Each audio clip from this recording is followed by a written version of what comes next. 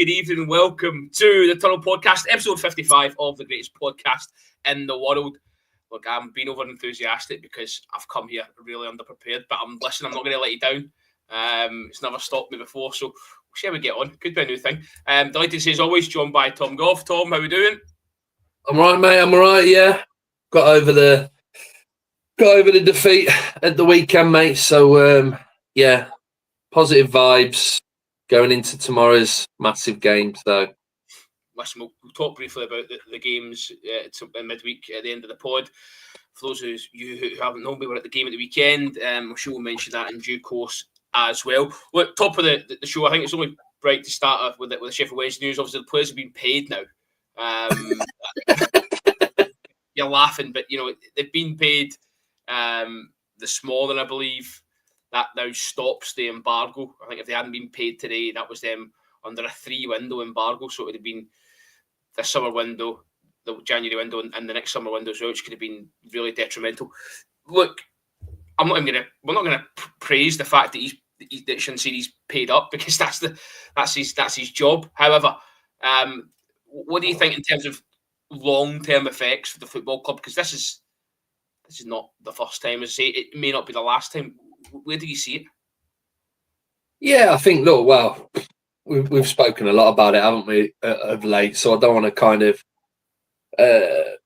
go over old ground, stuff that I said in the last pod when we were talking about him. But yeah, it's like you said. I don't think, obviously, the players are going to be absolutely buzzing that they've been paid, and I think the fans are obviously buzzing that him sorting that out before the deadline means that they can obviously sign some players in the next few transfer windows. But yeah, like you said, I wouldn't be surprised if it was to happen again, in the not too distant future. And I think the thing that was just hilarious for me was he was quoted saying, wasn't he?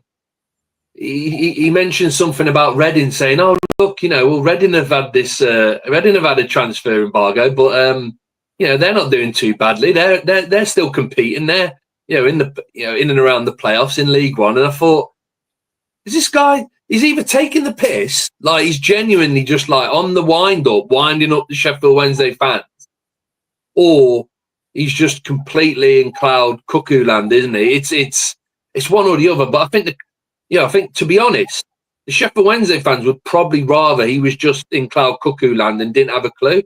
I'm more inclined to say that he's just on the wind-up.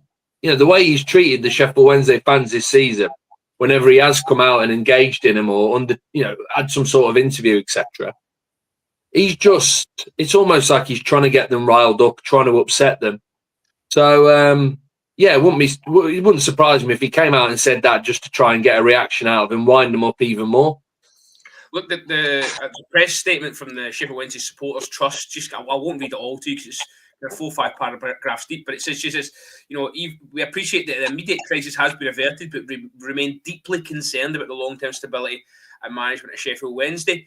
There was I don't know if you saw, there was a Wednesday fan chanced his arm and DM'd Shansiri on LinkedIn, and he replied. Have you saw that? No, I haven't seen that. No. So BBC Radio Sheffield, Rob Statton, who's all over their story, he's been all over Sheffield Wednesday, Sheffield United. It's a great job they do over there at Football Heaven. However, he said trying to get an interview with Shansiri, and he said they're not doing any recorded interviews. This supporter DM'd Shansiri, and he's replied, and he says something along the lines of, "If find me a buyer and I will speak to them." Oh, yeah. There's meant to have been buyers in the offing. He's not willing to get round the table. And as you say, it comes to a point where it's almost like it's his plaything, Sheffield Wednesday, and he's got some sort of clout because he owns the club, and he won't relinquish control. And I just feel like somebody's got to come in, like the EFL have done with Reading, and said, look, it's got to be sold by this date. You've had so many chances, you're not fitting proper. Surely that's now's the time for that. Oh yeah, too right. Because like you said, I think it's not going to be pretty what happens to them in the summer, because, like we've discussed many a time, I'd be absolutely astonished if Danny Roll, if he's still there, Chansiri, come the start of next season, Danny Roll's still there. Honestly, mate, I'll Gary Lineker. I'll do that. Our first pod of the season in my pants or something, mate. Honestly, it's not going to happen. I'm that confident. Roll's going 100%. And then, like you said, the guys have had on loan who've done well, like Charles. They're going to go back. They're going to probably lose some of their better players within the squad because any half decent offer comes in, then his eyes are going to light up. There's going to be no hesitation from him, is there, to sell up and bring a bit of money into the club. So into his pocket, more like, sorry. But look, you're right. But this is the thing. I don't think anything. It'll have to get. It is really bad. The situation as it stands now. But unfortunately, with the EFL, mate, it seems like it's got to get a hell of a lot worse. We're talking kind of the level Reading were at recently, where they had weeks, didn't they, really, to try and sort things out, and they still haven't. So I wouldn't trust the EFL to come in and sort it out, mate. Basically, that's what I'm trying to say. Why does it have to get to that level before they come in? Surely someone should be there now saying this ain't right. Yeah. Look, the Wednesday fans have tried. They've tried. They're obviously trying to voice their concerns in the right channels in the right manner, but it's fallen on deaf ears. Then you get a late defeat at home to Hull at the weekend. Look, I know Wednesday have been better on the road this season than they have been at Hillsborough, but still, that's a result that I'm actually probably thought going into they were going to get 3 points. But this off the field nonsense is then impinging on stuff that that matters, the results on the park. And as you say, it seems to me like they're going to just kind of trundle through to the end of the season, probably finish 10th, which probably is a fair estimation on that squad. And you're even shocked at 10th, aren't you?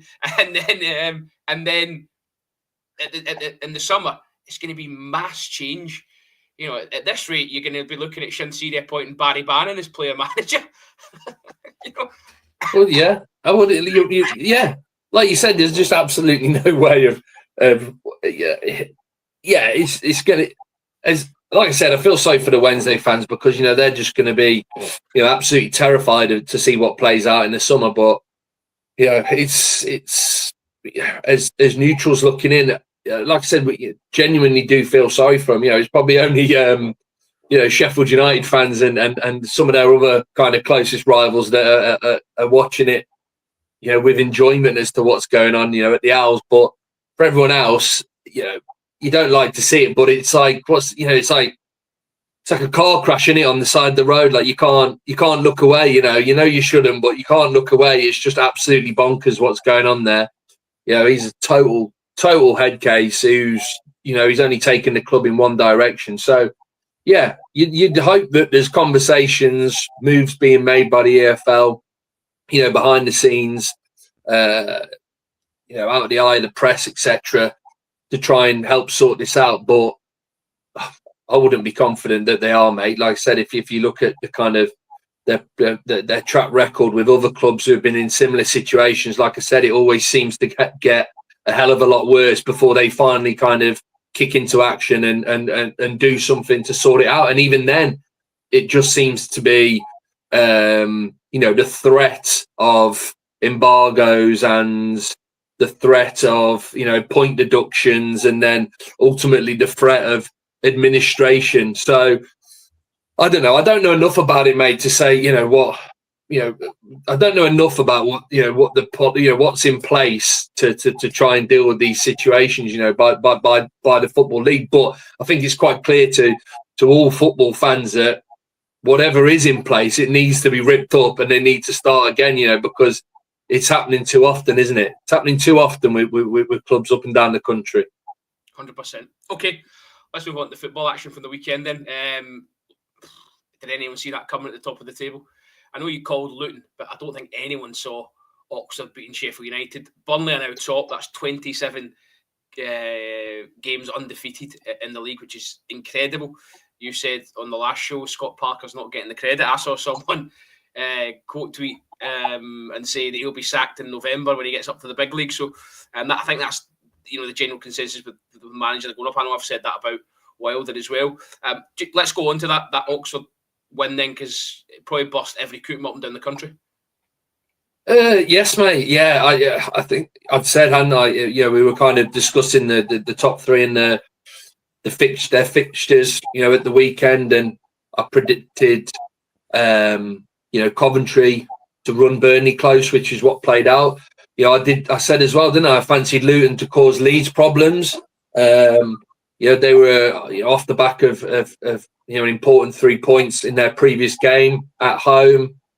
I felt like they could get something against Leeds, and they ultimately did. But I think I said, there's absolutely no way Oxford are getting 3 points against Sheffield United. So I think Gary Rowett was obviously watching the pod last week, and saw us waxing lyrical about Sheffield United, and that was obviously what he showed the players before kickoff, to get them motivated, get them up for the match. But yes, mate, look, what a win for Oxford, because all jokes aside, they were getting pulled closer and closer to the relegation zone, weren't they? A lot of those teams have been picking up points. They've been on a real poor run of form. And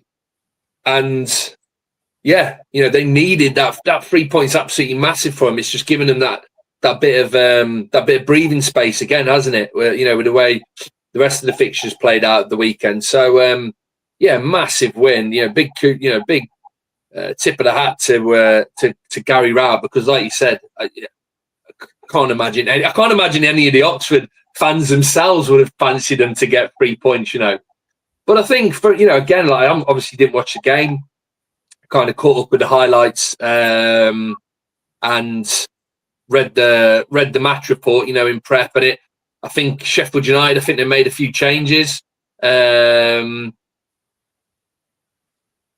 no, they didn't. I was getting So no, look, I was just double checking then.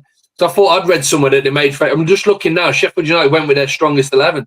So again, that just shows you what a massive win it was for Oxford. I thought I'd read that they'd made a few changes for some reason. I thought Tom Cannon had started up front, but he hadn't. He went with Campbell, Brereton, and Brewster. So he went all out. So from reading just here that Oxford started the game well. They kind of stuck a few long throws in on Sheffield United that they couldn't really handle. Interesting. Chris Wilder ruled out it's a mentality thing. He kind of blamed the pitch being dry and maybe conditions. Well, I'll keep your powder dry. And you go on about this record, this away record that was 100 and odd years old for the club. I think things like that weigh heavy, or you think they just had an off day? Because they were so good last Friday night. I mean, so good to go. Yeah. It's almost Jekyll and Hyde. Yeah, look, you obviously linked that Chris Wilder interview to me early today, and he wasn't a happy bunny, mainly due to the moans and groans, and I can only imagine like there must have been maybe a few boos even from the Sheffield United fans, after the defeat, and he was rightly so. He was not happy with it whatsoever, and like he again rightly said, the amount of games in this division, the amount of weekend, midweek, matches. Every team in this division at some point is going to have an off day. They're going to have an off day, and if the other team's on it, they're well organised, they're well up for it. Luck's on their side, get a few decisions go their way. Even the very best can drop points and lose to anyone in this division. That's one of the reasons which makes it such an exciting league. So, I agree with him in that it was just an off day for him. Like I said, I've just pulled up if he had kind of mixed things up and tried to rest a few and bring in a few new faces and it maybe not works, etc., then you could maybe say, well, there's a reason behind it. Flip side, you could say, he went with his strongest starting 11, an 11 that's been playing a lot of football of late. Maybe they were just feeling it a little bit of fatigue had set in with them. The counter argument there is maybe he should have made a few more changes. They've got some good options on the bench, but look, I don't think Wilder, and I don't think the vast majority of Sheffield United fans will be too concerned about that defeat. Look, I know, it's so close between those three at the top of the division, but I think using Leeds is a good example in that Leeds, you can tell there's something there in it. They're stuttering a little bit, whether it's pressure, struggling mentally. There's something there, isn't there? There's something that's kind of causing them problems. I don't think that was the case against Oxford. I think it was just a bad day in the office for them. Watch the highlights. It was quite an even game still, even with Sheffield United not playing very well. They had a couple of chances themselves. They could have quite easily got something from the game. So, I wouldn't be too worried if I was a Sheffield United fan. And does it the dropping of the 3 points? Does it mean that we spoke the other night about how it's only Burnley and Sheffield United that've got to go head to head? Does it mean that Sheffield United can't afford to let anything slip in that game? A defeat would mean that they were kind of chasing even harder. Well, this is it, isn't it? Yeah, I think obviously Sheffield United and Burnley's, their plan ultimately will be to try and put some points between each other before it comes to that crunch game, and Leeds will obviously be hoping that there's not much in it between the three. When it comes to those two having to play one another, because obviously then someone has to drop points. When those two come face to face. So, look, like I said, they'll be disappointed because they'll be looking at their remaining fixtures, and Oxford away would have probably been a game. The fans would have been putting 3 points next to. No offence to Oxford, I think their fans would agree with that. So, they'll be disappointed that they lost that. Burnley obviously got the win that's taken them to the top of the table, but Leeds dropped 2 points as well. So, they'll see it as a missed opportunity to have put in some more distance between themselves and Leeds. But, like I said, mate, I wouldn't be too worried if I was a Sheffield United fan. Disappointed, obviously, yes, but, I'd be more worried if I was a Leeds fan right now, not just because they're obviously sat in third place at this moment in time, but there does seem to be, an issue there within the team as a whole. They are really stuttering, nerves, mindset, whatever it's down to. There's obviously something going wrong there. Where, as I feel with Sheffield United, that was more just like a bit of a blip, and that I'd suspect them to come back strong in their next game. They've got Millwall at home, tough game, but I'd be backing Sheffield United to get back to winning ways in that one, get 3 points on the board. Something you said a couple of weeks ago about Daniel Farke, it was quite interesting. I like what you said. You said that he was showing signs of unravelling, and then just what you're saying here about Leeds and cracks almost appearing, not just within the playing staff and the management team, but also in the fans. That they don't seem as buoyant as they maybe were, 4, 5, 6 weeks ago. That can all kind of, what's that word? Radiate through a club. Yeah. And it feels like it's getting that way, doesn't it?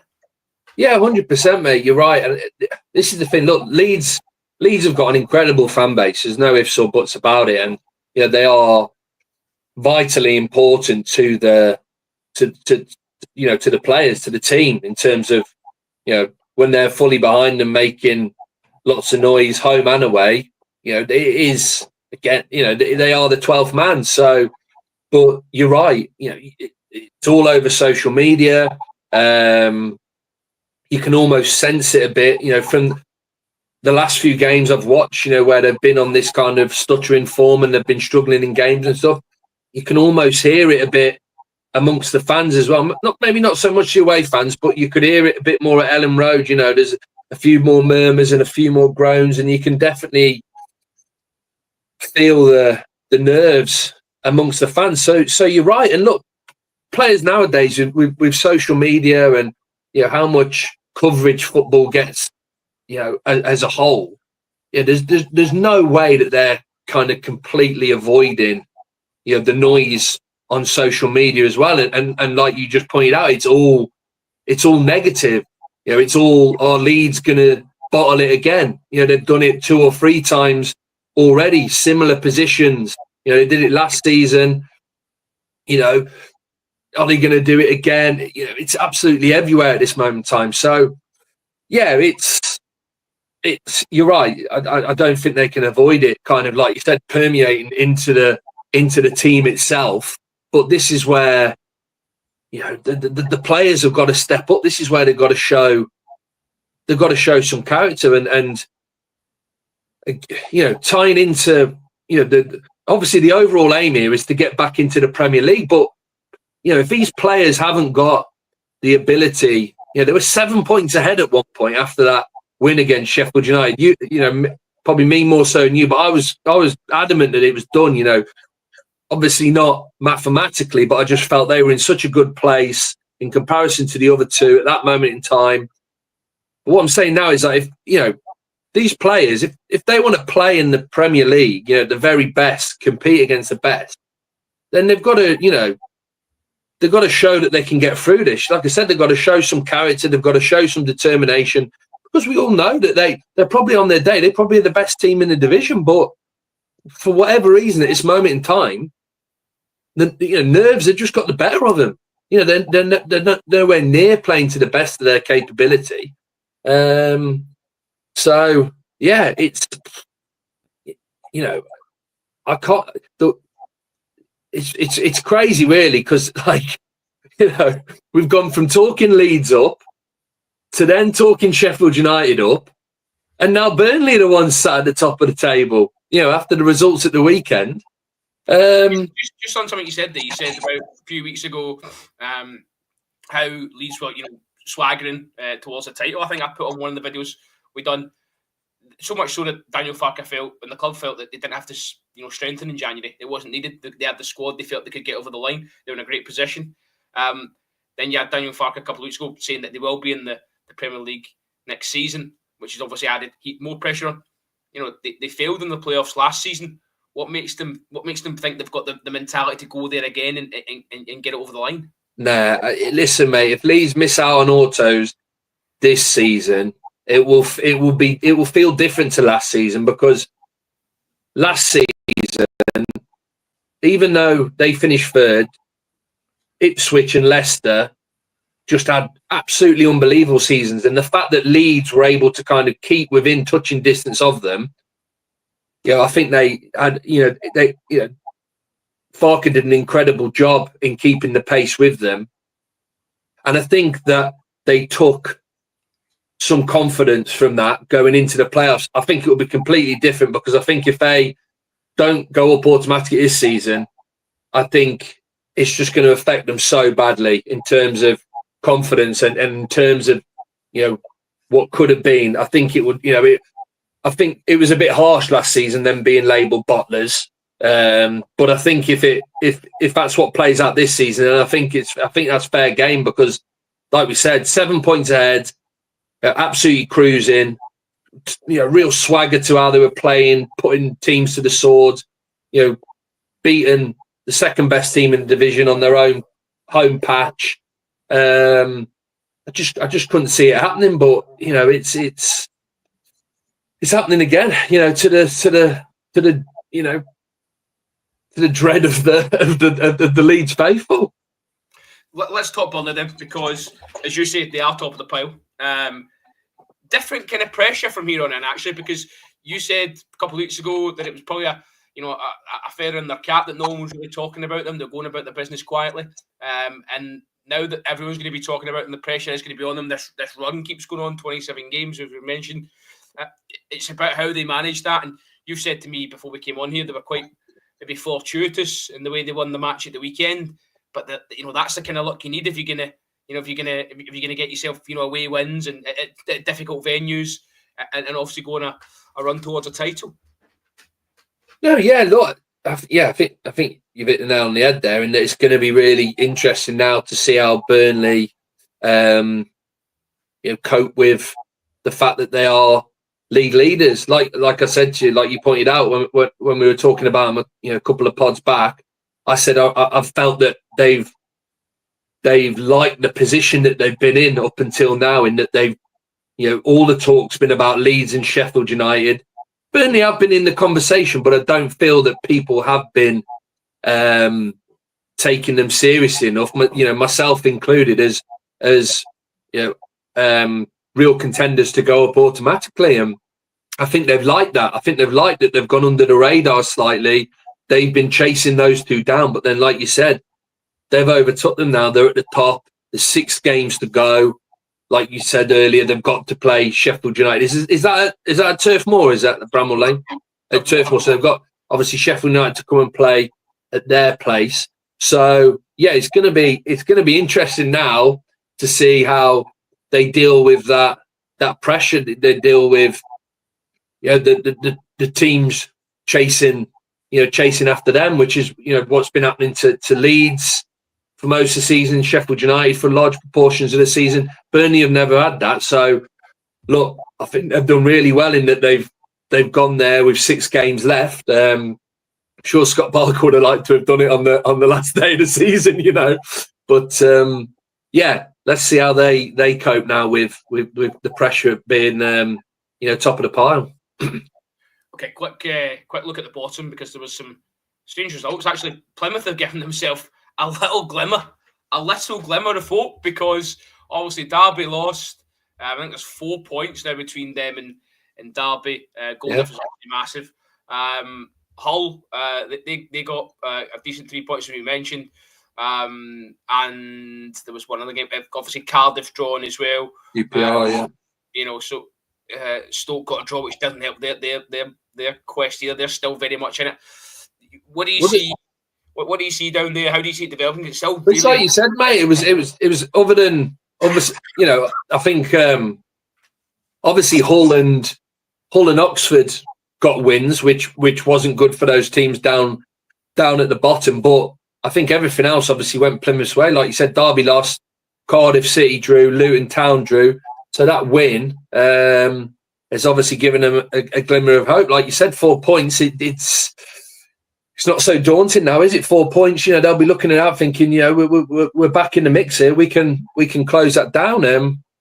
Yeah, it was a good win. I tell you what, I don't know if you saw the goals from Ryan Hardy. A couple of really tasty finishes from him, and that's what they've been lacking. And this is the thing with Plymouth. They're going to be absolutely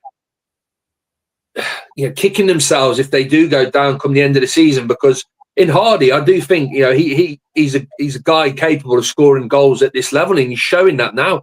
I think those 2 he scored at the weekends took his tally up to about 8 or 9 goals now. But he was out for a good chunk of the season. He was out with injury, so it shows how important he is to them. And like I said, the fans will probably be thinking, if only we'd had him fit, for the whole season, where could we be? We could have another 4 points on the board, at the very least, and be sat just outside those relegation spots. So, but yeah, look, it was a great win for him. Kept him in the mix. Like you said, it's just made it super exciting, because normally at this point of the season, even in the Championship, there's normally one kind of cut adrift now. There's normally one who's almost done and dusted. But each week someone picks up a result, don't they? And we're catching themselves at this moment in time, are they? They're just we're sat here going, we can't. The results are also going their way as well, and they're kind of getting themselves back in the, as you say, the mixer. Be interesting to see how that one develops, because I had to say after the midweek, I got caught up in the melee. I thought, Eustace will go down there and get someone at Swansea and comes back empty-handed. As we mentioned on the pod the other night, they've got a few games of teams in and around them, obviously mixed in with games against sort of sides at the top. It's important they try and maybe decompartmentalise each result and not let negative momentum, catch them up. It's Plymouth that go to Swansea midweek. Do you think there's any chance that they can kind of go on a bit of a run, or it's topsy-turvy down there at the minute? Yeah, Plymouth. Well, this is it, mate. It's like I said to you, I felt Swansea was going to be more of a test for Derby than people predicted, because I think they're in a good place at this moment in time, Swansea. The pressure's off. They've got an interim boss who's been given to the end of the season. He's looking to impress. There's a good chance he might get given the gig full time. So the players are obviously looking to impress, and they've strung a few results together, haven't they? So that's a tough game for Plymouth. But again, as a fan looking on paper as the games, between now and the end of the season that we've got to try and get some points from, they'll be looking at that Swansea one thinking we've got to try and get at least a point here. So yeah, they'll obviously be hoping to try and build on that win against Norwich at the weekend. But I know Plymouth have obviously had a torrid time of things away from home this season, haven't they? Swansea City are better on home soil than they are away. So, whether they could, they're capable, but I don't know. I'd be more inclined to lean towards Swansea and continue this little kind of rich vein of form that they're on, to be honest with you. I watched the highlights for them against Derby, and it was quite a close game, but Swansea probably did deserve the 3 points overall, based on the amount of chances both teams created. But look, mate, I'll tell you what, before you hit record on here, and again, it might just be kind of rose-tinted glasses, but this season, the Championship, in terms of the fact there's 6 games to go and how much is still at stake for so many teams, it's got to be up there as one of the most competitive seasons ever, honestly, in terms of how many teams are still in there's obviously 3 teams vying for those top 2. Then there's a whole host of teams obviously trying to get those last couple of playoff places. And there's a load of teams that are obviously still in the relegation fight. There's probably 2 or 3 teams, I think, that you could say at this moment in time haven't really got anything to play for.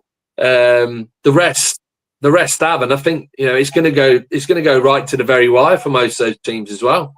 Which we want. Love that. Right, okay. It's going to be a shorter pod tonight because of my lack of ambition and preparation. However, you're the man that come prepared tonight, which makes a change. And you're going to do some Player of the Year nominations, because it was something that we spoke about at the weekend. We were at the game, wasn't it? And I'll chip in with a couple that I've sprung to mind. But yeah, go on then. Kick us off. You've got 4 for us, 4 nominees. Yeah, so on this pod we're gonna focus on Player of the Year contenders, aren't we? So I've picked 4, and then I think the pod on Thursday we're gonna look at signings of the season, aren't we? So I thought I just want to put that out there because the pair of us have obviously had to pick 4 for both of those categories. So if there's someone you think's missed out on Player of the Year, then there's obviously a chance, that they could be in signing of the season. Because I was there's players in my signs of the season who I think could probably have been a contender for Player of the Season, if that makes sense. Am I waffling here? Just tell me to shut up. I'm waffling. No, you're fine. All right. I don't want the same name repeated throughout. You've tried to keep it fresh, haven't you? All right. Yeah. So, I'll be honest with you. The 4 players of the season contenders I've picked, I think they all warrant a shout first and foremost. But they're probably more 4 players as well that I've really enjoyed watching. I've managed to catch them a lot of times over the course of the season, and they've just been a joy to watch, really. And so I think my first one, you're probably going to expect this. This is my first one. Again, no order. I'm just going to reel the 4 off. So my first pick is Finn Azaz for Middlesbrough. I know he had a little lull kind of start of the year when obviously Borough were going on that poor run of form, but I think that kind of says it all, really, in that Borough's poor run kind of coincided with Finn Azaz kind of going off the boil a little bit. He wasn't having the influence that he normally has, but he's obviously picked up once again, and lo and behold, Borough's results have picked up again. So, yeah, my first pick is Finn Azaz. I was having a look at the stats earlier. He's got 10 goals and 11 assists so far this season, man. 10 goals, 11 assists. He's joint top for assists with Tom Fellows. But the difference is he's got 10 goals as well to add to that. So, he's been absolutely influential for them. And, yeah, he's a player I definitely feel can make the step up to the Premier League. I think Borough, if they don't go up, will have a very hard job keeping hold of him this season, because I think, he's a real class act. Number two. So my number 2 pick was CJ Egan-Riley for Burnley. There's absolutely no way I couldn't have a Burnley defender or goalkeeper in my top 4 picks. They've obviously set all sorts of records this season with their defensive performances, 24 clean sheets, 12 goals in 40 games, mate. That's just absolutely madness. And we're talking about the Championship and how competitive it is. Now anyone can beat anyone. Again, I just feel that they're still not getting enough credit for that in itself. 12 goals in 40 games is absolutely crazy.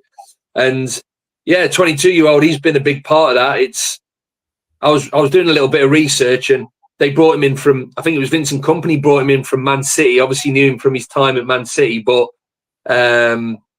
he didn't, he just didn't get going for whatever reason under Vincent Kompany. But Scott Parker came in, obviously saw something there that he liked, and he's just been absolutely incredible. In central defence for him.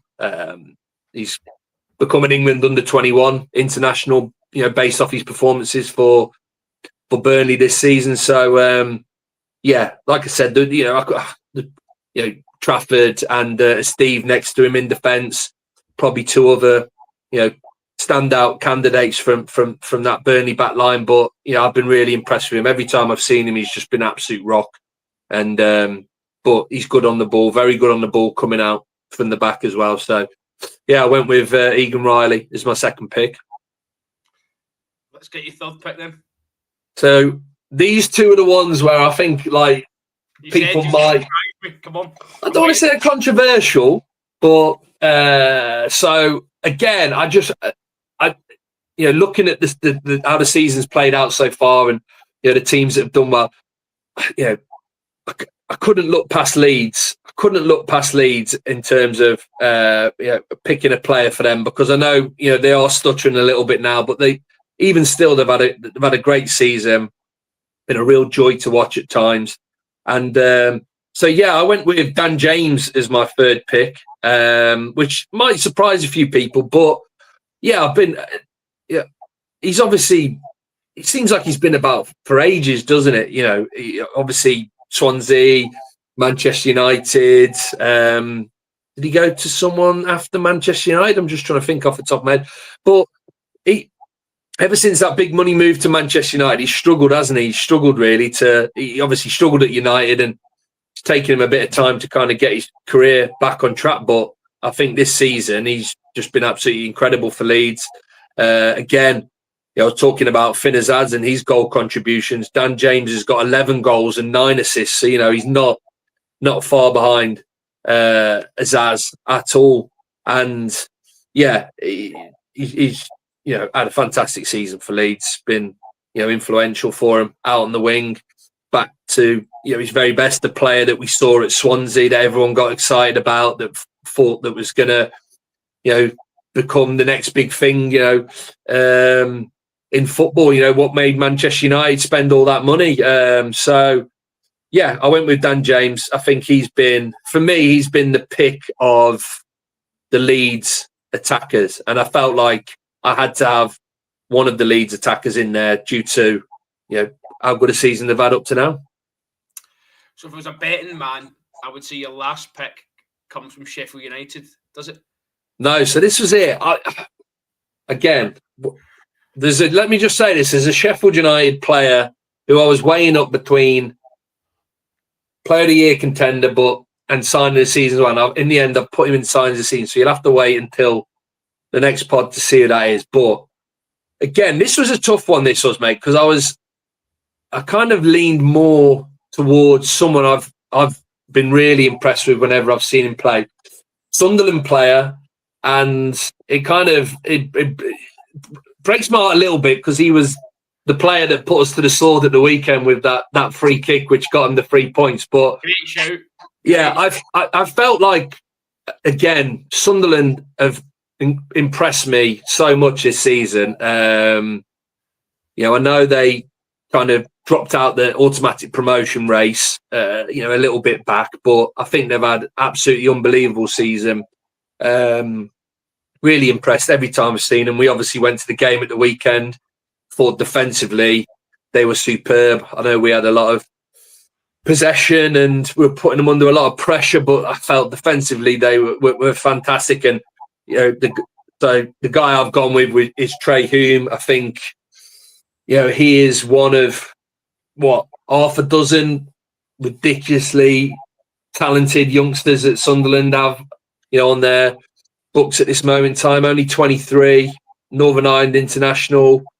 And I think the thing I like about him is that he can play anywhere across the back. So you mentioned, didn't you, at the game at the weekend that he was playing left back. Obviously, Kirkin's been their kind of number one pick for left back, but he's obviously out at the minute. So he's come in and he's filled in for Kirkin at left back. He predominantly likes to play on the right, but he can play in central defence as well. He's played absolutely everywhere for him across the back. But he's incredibly talented going forward as well. He's had 9 goal contributions for Sunderland so far this season. You know what? With what I've seen of him so far this season, I was expecting maybe to be a little bit higher than the 9 contributions. But I think he's gone under the radar a little bit. Not with Sunderland fans. I think the Sunderland fans know how good he is. They absolutely love him to bits. But I think kind of outside looking in, obviously a lot of the attention goes towards Bellingham because of the name. Chris Riggs got a lot of hype this season because of how young he is. And I think Hume, he just maybe kind of maybe hasn't got as much credit that he deserves because of some of those others. But I thought he's absolutely fantastic, and I think there's a case. And I was looking; he is one of the, if not the highest rated defender. I was looking at who scored.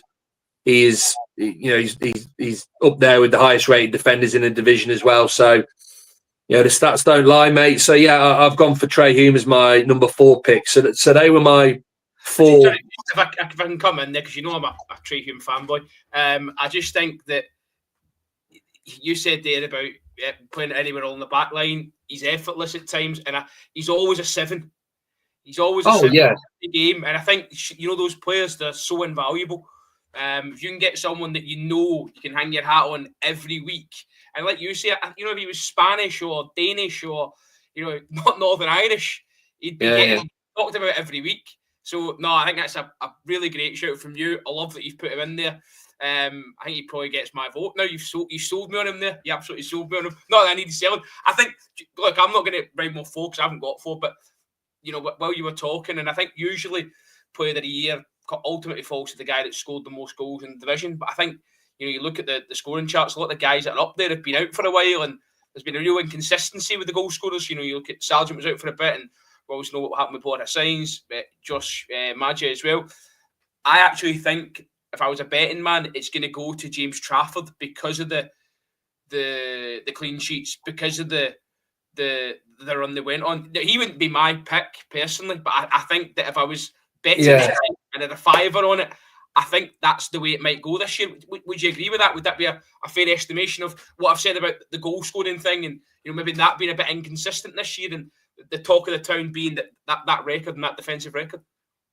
Yeah, I think you're right, mate. I think it's an odd one, isn't it? Like you said, because there's 6 games to go, and I think Borja Steins is on 17, which is quite low. And then I think the rest of the chasing pack are only kind of on 15, 14. There's normally someone who's probably well in the 20s by now, or at least into the 20s.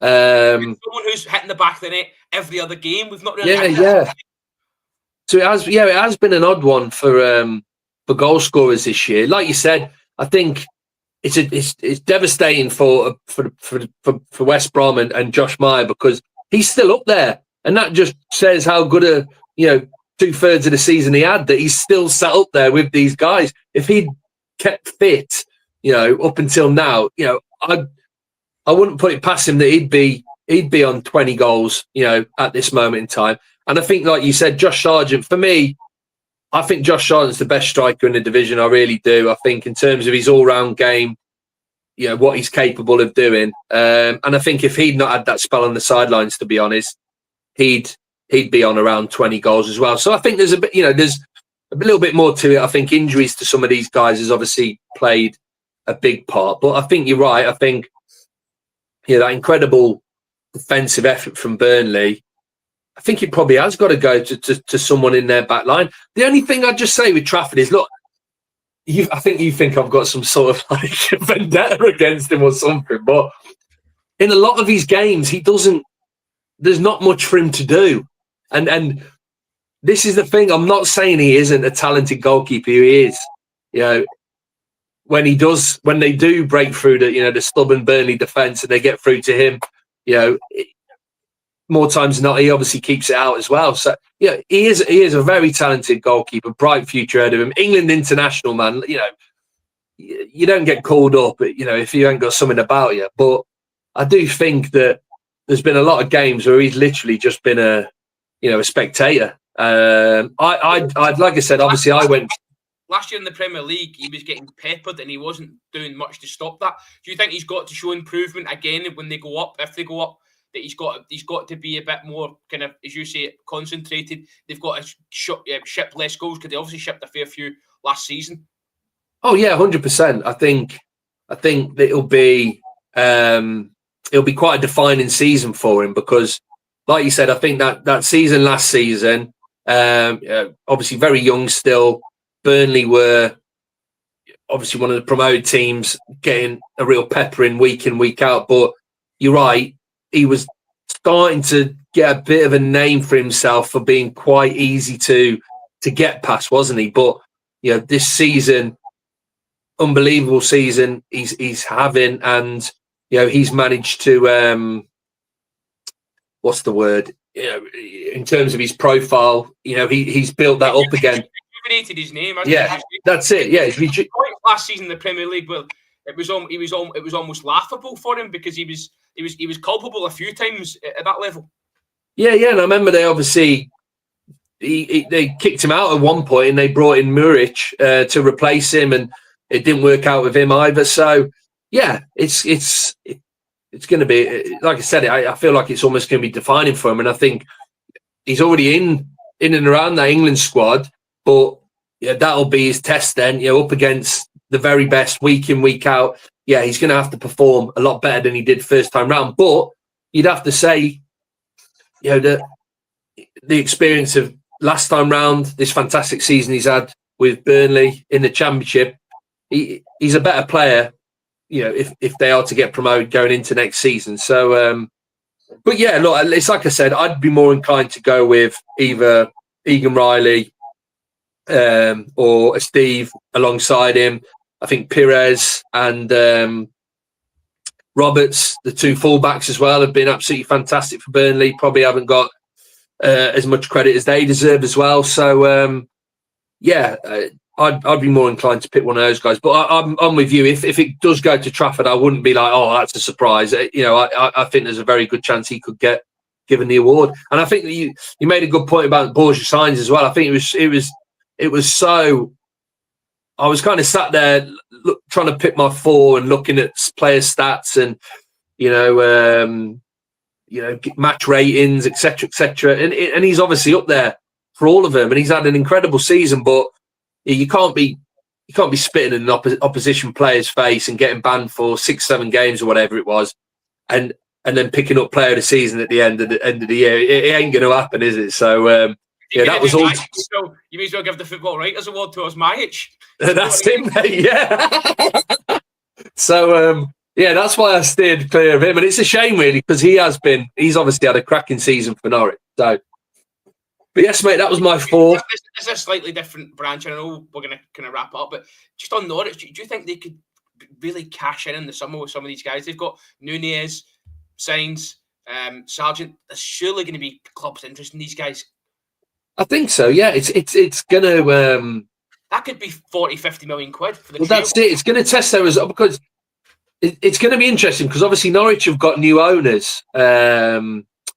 What's her name? Delia Smith and her husband. They sold up, didn't they? Their majority shares, and so it's all going to be now. About what Norwich City's kind of ambition is, because if they can keep hold of those two, try and convince them to stay for one more season, just have one more year with Norwich to try and get them, promoted again. Those two, if they are fit week in, week out, they're formidable. Like you've just been saying, I think Sainz is obviously top goal scorer at this moment in time, and I think Sargent, with all the goals he's scored of late, is maybe third, just behind Pirro, I think, when I was looking earlier. So if Norwich can keep hold of those two next season and make a couple more, decent, solid additions to strengthen behind them, then you've got to fancy them for at least being in and around the playoffs. But you're right, I think they'll have plenty of suitors come the summer, and I just feel as any club in the Championship, I think unfortunately every player will have their price, and then like you said, it's just then down to your club hopefully getting a really decent fee for them, and then hopefully reinvesting that back into the team and try and make a decent like for like replacement. So, but yeah, it'd be interesting to see what happens with those two, because I think Sargent's done enough in the last few seasons to warrant a bottom half Premier League team coming in for him and taking a punt on him. I really do. Maybe one of the teams who gets promoted this season will be looking at someone like Sargent thinking, well, he won't break the bank. He's got some experience in the Prem. Let's take a risk. It would be a sensible move in my opinion.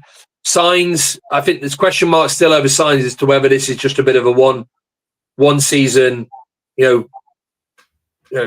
freak, if you know what I mean, because it has happened, hasn't it? Plenty of times where players have just had a really successful season, but they've never really been able to kind of back it up, or they've made the move early off the back of that one good season, and then they've struggled to hit those heights again. So, yeah, I think maybe that comes back to your point before about Norwich trying to convince them. That's almost double jeopardy as well, because if it is a one season wonder, as you say, you need to try and sell these guys at the peak of their powers to get the most money for them. And I'm sure there'll be clubs in La Liga maybe looking around Borja Sainz and thinking what could be.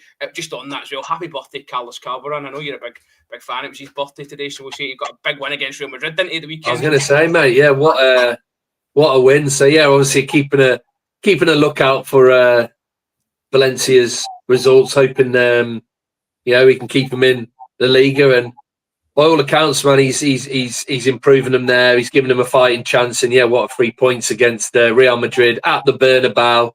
Love it. Brilliant. Okay, that's a great note to end on. I feel like you look sad there. It was almost like you were grieving. Sorry, mate. Right, okay. We are going to be doing something tomorrow night, live Bristol City v West Brom. A lot hinging on that one. Bristol City obviously in the playoffs now. West Brom need to get their act together. They are running out of time. You've actually gone on record as saying it's win or bust tomorrow night. Is that right? I think so, mate, because I think if Bristol City beat us, what's that then? Let's have a look. I think that's 6 points, isn't it? It will be. If Bristol City beat us, mate, that's 6 points with 5 games to go. And I think Middlesbrough and Coventry, I can't. I will be. I just think as well, 3 defeats on the bounce, mate, in terms of what that will do to kind of confidence and morale, etc. as well. So yeah, massive game, mate. I almost feel like a draw isn't enough, but I probably would take it right now if you offered me it, mate. Do you know what I mean? So you want to see Tom sweat for 90 minutes tomorrow? Join us for that live one. But listen, thanks for joining us tonight. Give us a like, give us a subscribe, leave us a comment, all that good stuff. And if you're going to game tomorrow night, enjoy your football. We'll see you on the other side. Thank you.